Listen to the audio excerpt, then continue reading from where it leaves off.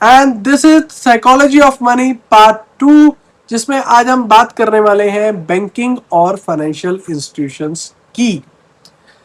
सबसे पहले डिस्क्लेमर यहाँ पे ये है, हम सेबी रजिस्टर्ड नहीं है, ना ही हम किसी भी बैंक को यहाँ पे डिफेम कर रहे हैं। ये वीडियो सिर्फ फाइनेंशियल एजुकेशन के लिए बनाई गई है और साइकोलॉजी ऑफ मनी में आपको डिफरेंट डिफरेंट बातें सीखने के लिए मिलती है। तो सबसे पहले बात करते हैं सिंपल टर्म्स में कि अगर मैं आपसे पूछूं कि आपका बैंक में पैसा कितना सेफ है तो आप बोलेंगे 100%। लेकिन अगर मैं आपको ये बोलूं कि कल सुबह सारे डिपॉजिटर जिनका पैसा बैंक में है वो अगर बैंक में पैसा लेने चले गए तो बैंक के पास पूरा कैश होगा ही नहीं। तो आज आपको ये पता चलेगा कि बैंक्स और फाइनेंशियल इंस्टीट्यूशंस कैसे काम करते हैं, बिग बॉस कौन है इनके ऊपर, ग्राउंड रियलिटी पे क्या प्रॉब्लम्स आती हैं और हमारा इंटरेस्ट रेट ज्यादा क्यों है। सबसे पहले समझते हैं कि बैंक काम कैसे करते हैं। सिंपल टर्म से बैंक एक फाइनेंशियल मीडिएटर या मिडलमैन है। हम जैसे कॉमन लोग अपना हार्ड एंड सरप्लस पैसा बैंक में डिपॉजिट करते हैं सेविंग या फिक्स्ड अमाउंट में, जिसमें हमें मिलता है 3 to 8% का रेट ऑफ इंटरेस्ट। अब वही पैसा आगे बैंक देता है लोन के रूप में, वो देता है 8% to 15% के रेट ऑफ इंटरेस्ट पे। ये इन दोनों में जो गैप आता है उसे फाइनेंस की लैंग्वेज में बोलते हैं नेट इंटरेस्ट मार्जिन या स्प्रेड। यानी बैंक का प्राइमरी प्रॉफिट इंजन है। लेकिन कहानी यहाँ पे खत्म नहीं होती। बैंक एक्चुअली मनी क्रिएट करते हैं थ्रू फ्रैक्शनल रिजर्व बैंकिंग। अब यहाँ पर होता क्या है कि जब आप बैंक में 1 लाख रुपीज डिपॉजिट करवाते हैं तो पूरा कैश लॉकर में बंद करने नहीं रखा जाता। आरबीआई के रूल्स के हिसाब से उन्हें कुछ परसेंटेज कैश मेंटेन करना पड़ता है, जिसे सीआरआर रेशो बोलते हैं, और एसएलआर में भी कुछ परसेंट इन्हें रखना पड़ता है। बाकी बचा हुआ अगर आप 1 लाख रुपए की बात करें तो 77% ये लोन दे सकते हैं, यानी कि 77,000 रुपीज वो लोन किसी के अकाउंट में जाता है और वो बैंक उसे आगे लेंड करता है। इसे कहते हैं क्रेडिट मल्टीप्लायर इफेक्ट। मतलब 1 लाख का फिजिकल कैश इकोनॉमी में लाख रुपए की स्पेंडिंग पावर क्रिएट करता है।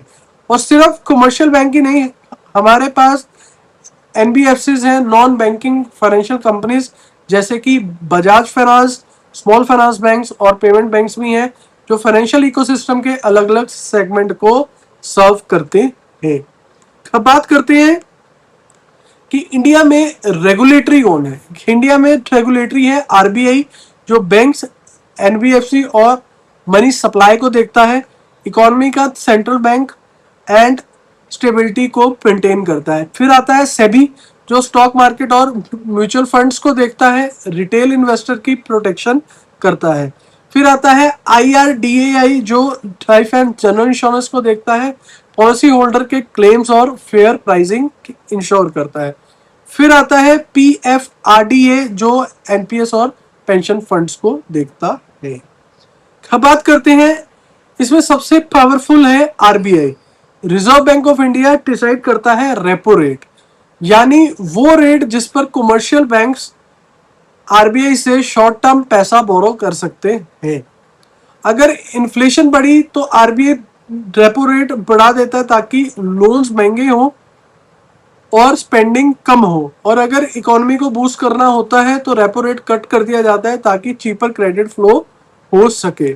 सुनने में तो बैंकिंग बिजनेस बहुत प्रॉफिटेबल लगता है, चीप डिपॉजिट लो और कॉस्टली लोन दो और स्प्रेड कमाओ। लेकिन ग्राउंड रियलिटी में इतना सिंपल नहीं है। इंडियन बैंकिंग सिस्टम्स में अपनी ही प्रॉब्लम्स हैं, जानते हैं उन प्रॉब्लम्स को। डिस्क्लेमर यहाँ पे ये है, मैं इंडियन बैंकिंग सिस्टम को यहाँ पे गलत नहीं बोल रहा हूँ, सिर्फ इंफॉर्मेशन शेयर कर रहा हूँ। सबसे पहली दिक्कत जो इंडियन बैंकिंग सिस्टम में है वो है एनपीएस की, non performing asset and bad loans. जब बोरोवर को 90 दिन तक प्रिंसिपल या इंटरेस्ट पे नहीं कर पाता वो लोन एनपीए बन जाता है।